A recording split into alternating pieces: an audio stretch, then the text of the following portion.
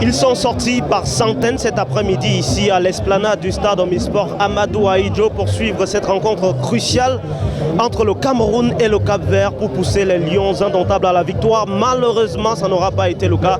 Les Lions indomptables s'inclinent finalement 0 but contre 1 face à l'équipe du Cap-Vert à Praia. L'entraîneur sélectionneur Marc Brice enregistre sa première défaite à la tête des Lions indomptables depuis son arrivée en avril 2024.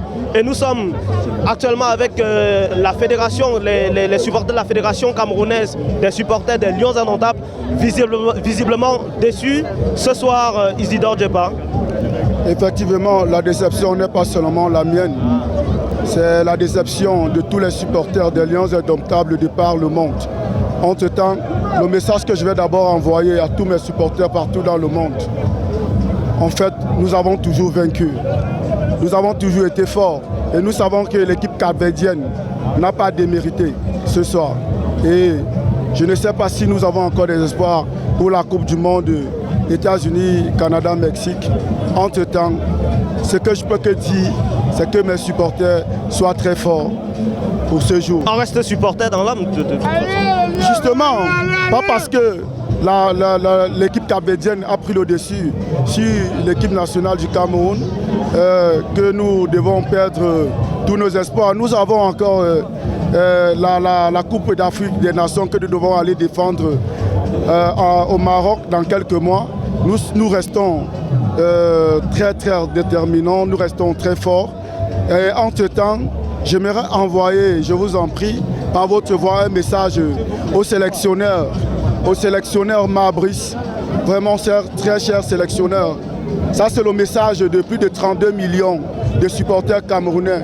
Il ne faut plus jouer avec le sentiment de nous les Camerounais. Je vous en prie.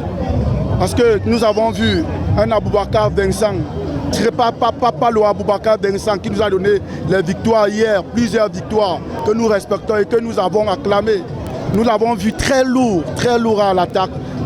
Vraiment très cher sélectionneur. Vraiment, ça n'a pas été bon. En tout cas, toutes les chances ne sont pas épuisées pour le Cameroun.